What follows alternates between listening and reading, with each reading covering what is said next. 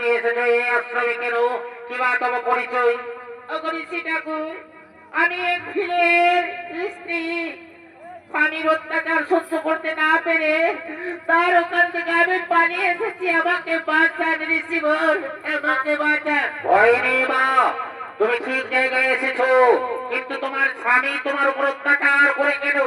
অগণিসি ঠাকুর, আমি শুধু রাম নাম করি এই কারণে। কি বললে? রাম নাম করার জন্য তোমার স্বামী তোমার উপর অত্যাচার করে? শোনো কন্যা, তুমি এই আশ্রমে নিশ্চিন্তে নির্দ্বিধায় রাম নাম করতে পারবে। এখানে এখানে তুমি সারা জীবন থাকতে পারবে। আর ওদিক থেকে মজনু তার স্ত্রীকে খোঁজার জন্য ছুটে আসছেন সেই আশ্রমে।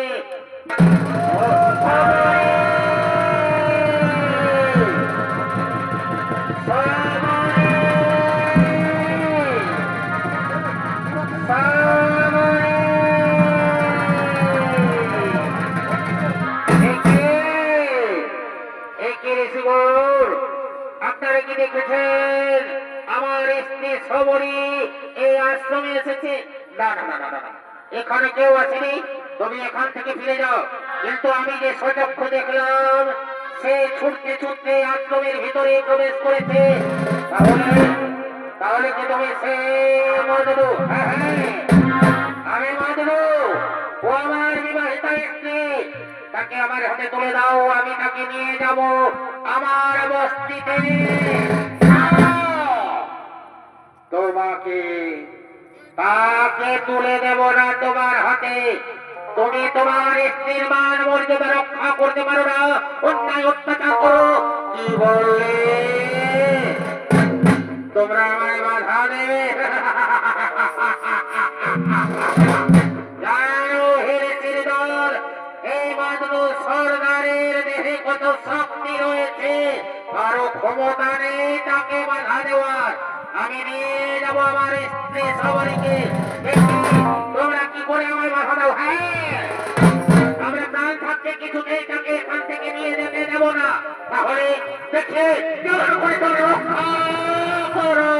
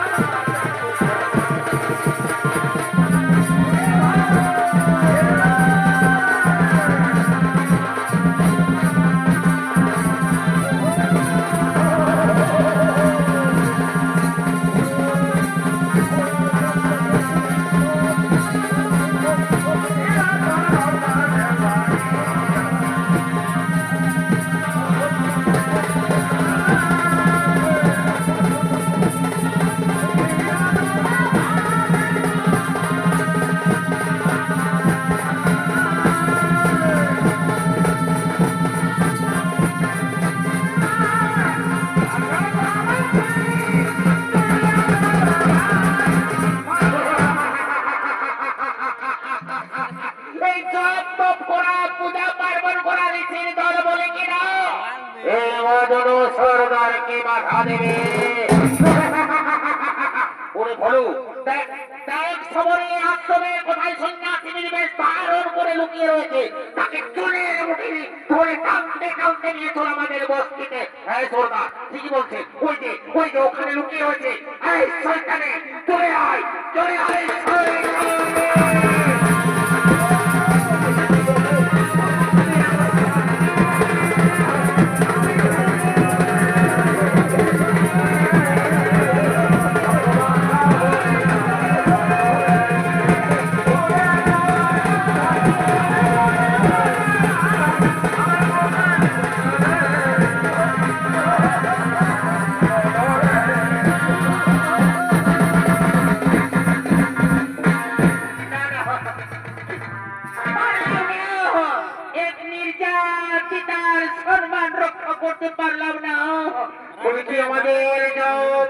পূজা পার্বণ সব ব্যর্থ হয়ে গেছে। তাই তো আমার এখন কি করি? আর ওদিক থেকে পবন পুত্র বীর হনুমান ছুটে আসছেন মাতঙ্গ ঋষির আশ্রমে তার গুরুদেব দর্শন করার জন্য।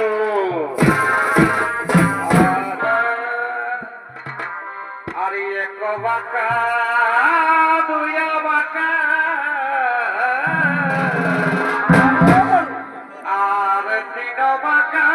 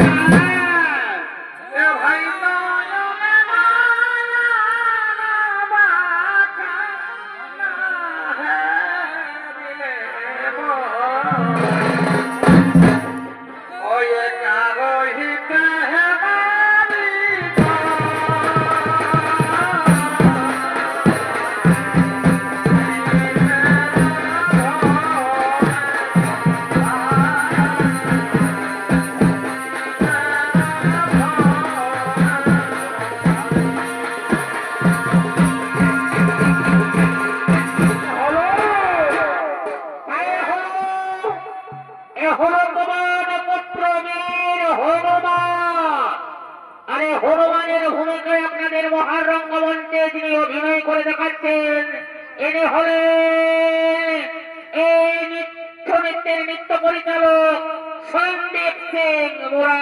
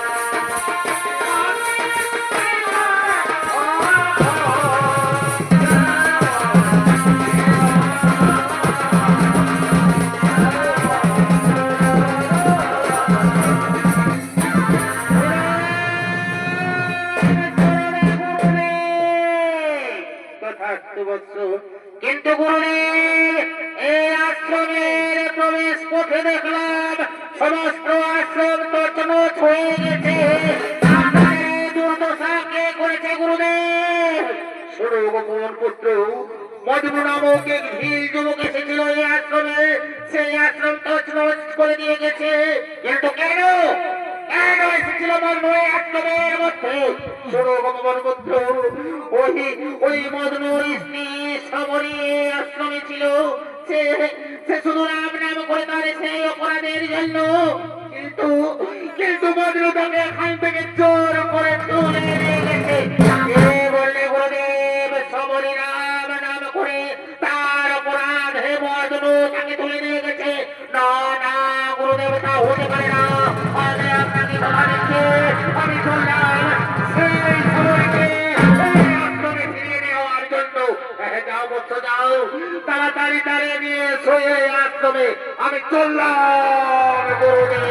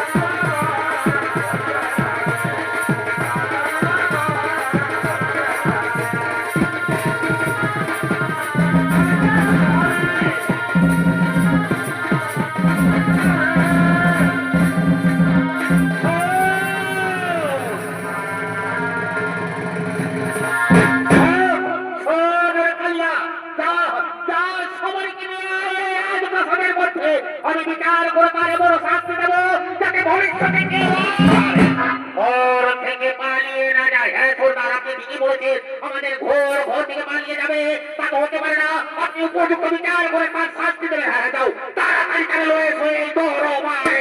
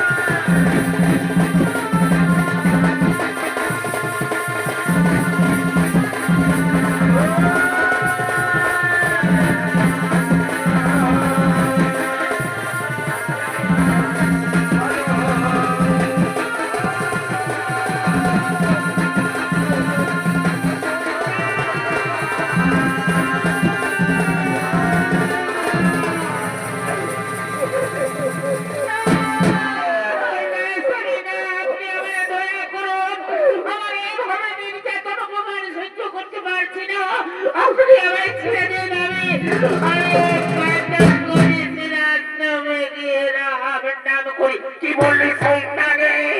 তুই আবার সেই রাম নাম করবি? না না না না না না না, তা হতে পারে না। আরে গেছে কারাল তালুকের প্রহার। না স্বামী, আমি তোমার পায়ে ধরে অনুরোধ করে বলছি,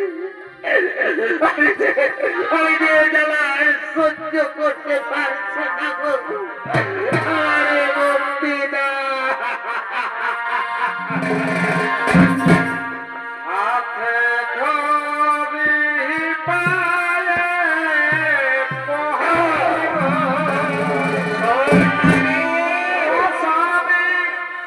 ওই আমাদের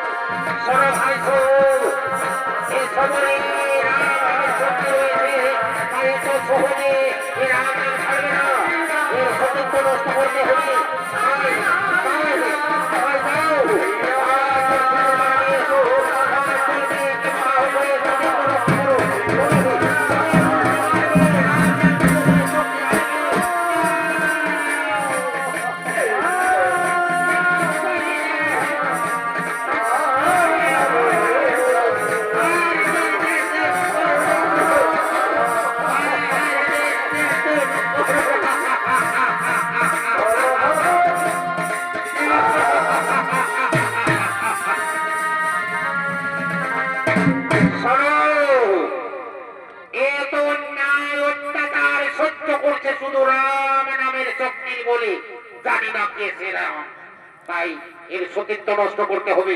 যাও যাও, তোমরা 5 জন মিলে ফুলের মালা নিয়ে এসে একে 5 জন মিলে বিবাহ করো, তাহলে পঞ্চস্বামীর স্ত্রী হয়ে কোথাও পালিয়ে যেতে পারবে না, আর তার সতীত্ব নষ্ট হয়ে পড়বে, আর রাম নাম করার শক্তি চিরদিনের মতো হারিয়ে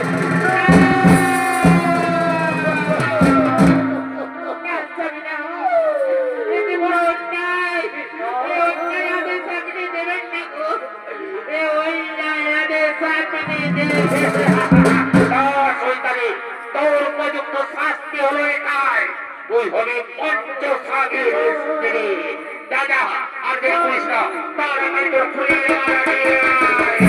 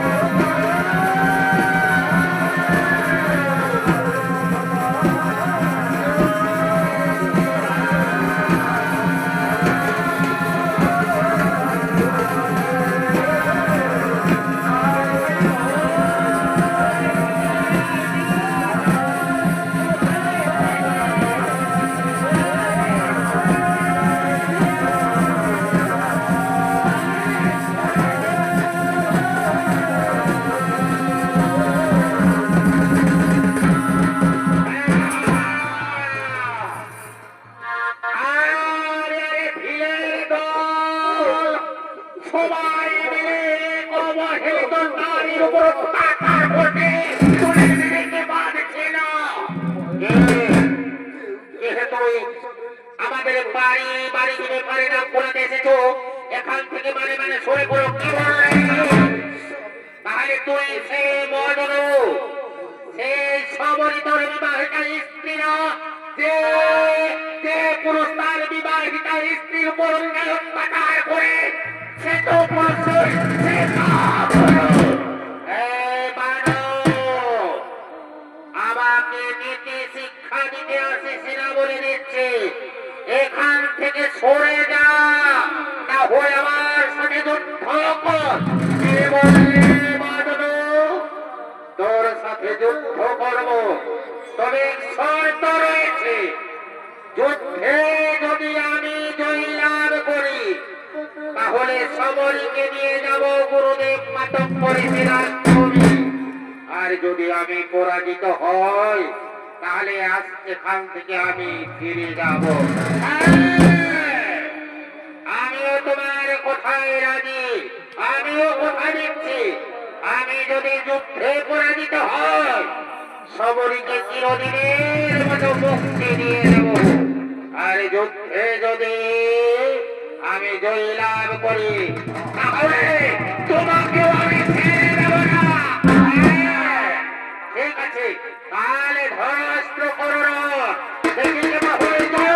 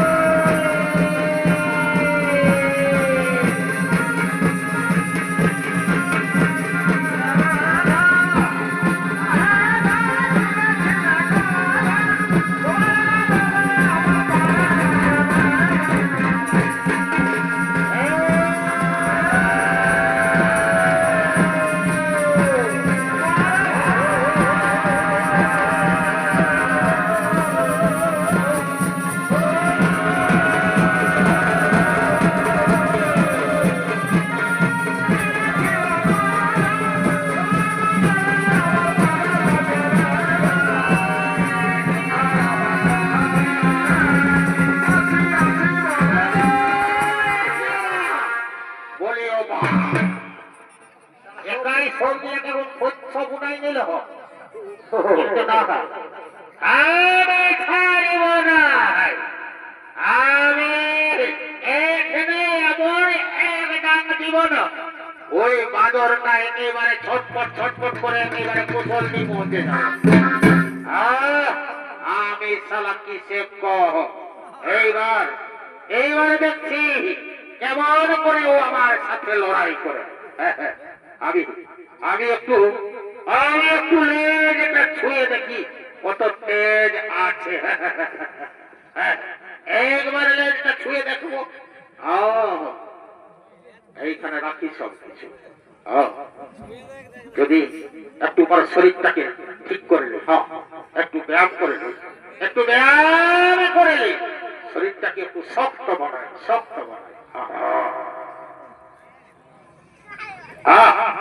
2, 3, 4 আর পারব না। অনেকবার হয়েছে, এই দনটাই আর নাই, একেবারে পচ্ছ ফোটাই দেব।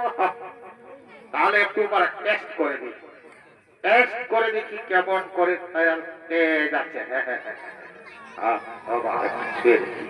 একটু ছুঁয়ে দেখি।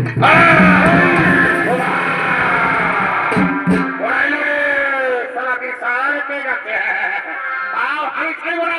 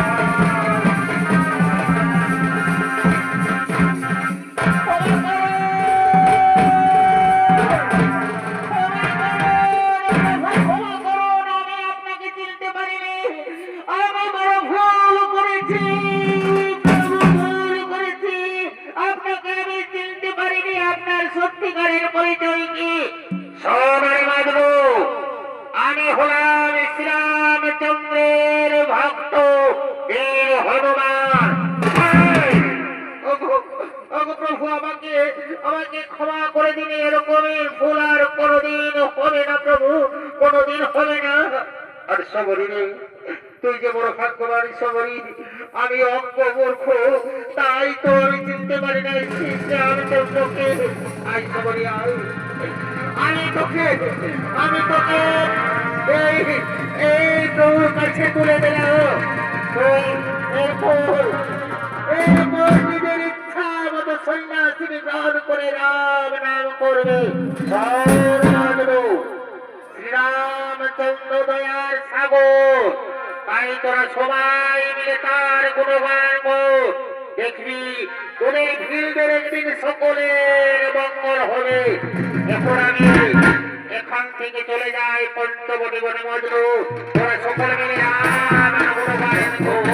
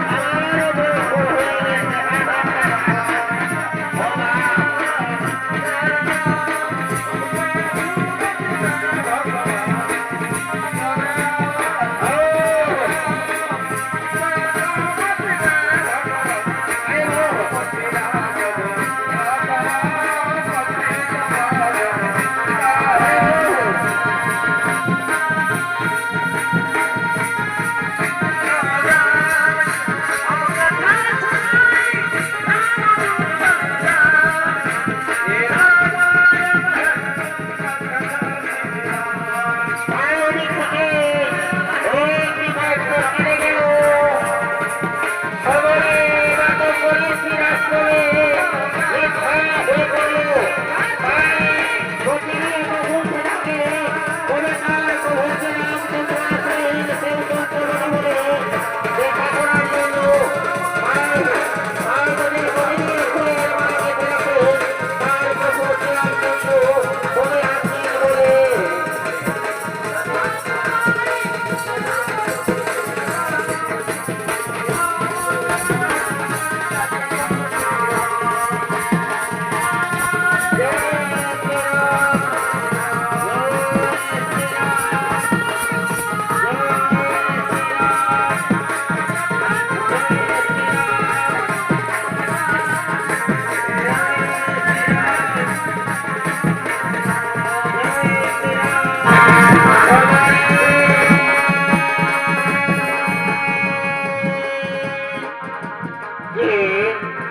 যে আমার সবরি সবরি বলে রাখছে আমি শ্রীরামচন্দ্র ও বহু শ্রীরামচন্দ্র এতদিনে হয়তো ভাগিনীকে মনে পড়লো প্রভু এই সব